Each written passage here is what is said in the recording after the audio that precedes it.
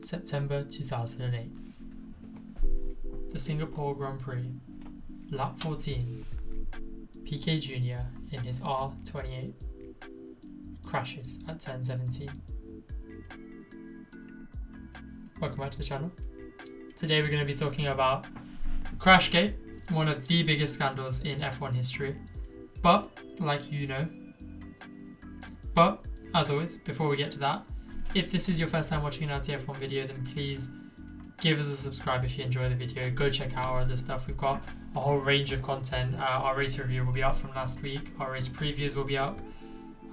Go check it out, and if you like what you see, then hit subscribe. It really helps us grow the channel and bring you more content. If you want to really help us, we've also launched a Patreon, and for the price of a Boots meal deal a month, you can support us in growing the channel, in doing more fun things with the car. 2 mods of which have just arrived from AliExpress and will be going on the car very shortly. The link's in the description to everything, to our other channels if you want to have a look at them. But for now, let's get on with Crashgate. So, Crashgate. A junior, admittedly mediocre driver, crashes at one of the most difficult circuits on the calendar, one of the most intense circuits on the calendar, and we'd say that's hardly a scandal. So in the video, Piquet Jr. crashes, Mazepin spins. Some things are just bound to happen. Some things you put on F1 bingo just because you know they're going to come true. However, in this instance, it wasn't just a bad driver, because if we look a little bit closer, we'll see that the positioning of his crash meant that a safety car had to be thrown. And when this safety car was thrown, a lot of people jumped into the pits, and that would normally be the right thing to do.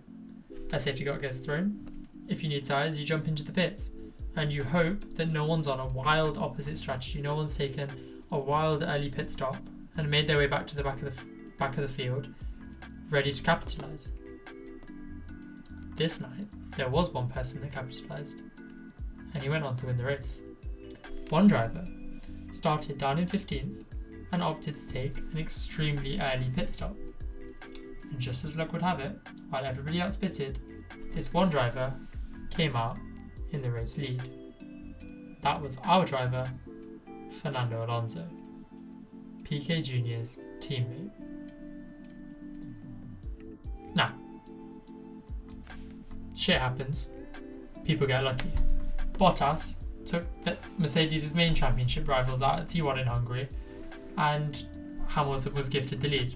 Admittedly, he fumbled the bag after that, but it's not a scandal. These things happen, it's sport. Sometimes you just can't script these things. And at the time, that's exactly what Piquet Jr. told the media. It was a simple mistake. He's a rookie driver. These things happen, and he's happy for his teammate that got lucky. However, if we fast forward a little bit to Hungary 2009, we'll see that Renault dropped Piquet Jr. and he wasn't too happy about that. So in turn, he dropped one of the biggest scandals we've ever seen in F1. What was this news? Well, Piquet dropped that Renault had offered him an extended contract.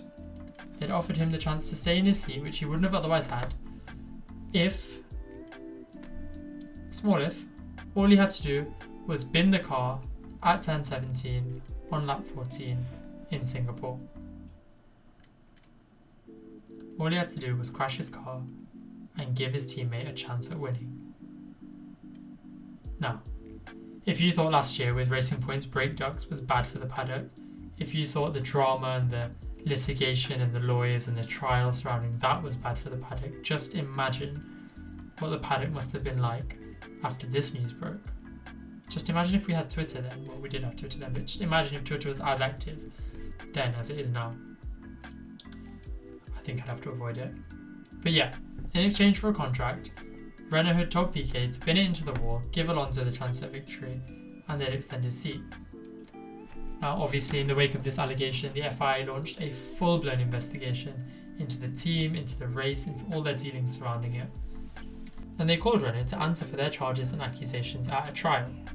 Now, Renault, obviously, you would expect this from any team, came out and denied all the allegations. There's no way a massive company such as Renault, a company with such sporting history, such heritage, would ever do something as dirty as crashing in order to win a race. Would they? Well, just days before the trial, Renault came out and fired Flavio Briatore and Pat Simmons, the team manager and the engineering director, in what was probably one of the harshest U-turns I've ever seen. They went on, they admitted to the scandal, they put their hands up and they said, yeah, we did it. Well, yeah, they did it, those two that were just booted out the door. And this happened just days before the FIA trial. And so the FIA acted swiftly. Renault got a 2-year suspended disqualification. Briatore was banned for life from F1 and FIA events. Pat Simmons was banned for 5 years from F1 and FIA events. Now, both of them got those bans overturned. The French court said that wasn't legally binding, that wasn't okay, they can't just be banned from all events. And so they were simply made to agree that they wouldn't ever work in F1 again. Renault sat out for 2 years. They since come back, and we've not seen anything like it. But what if we did?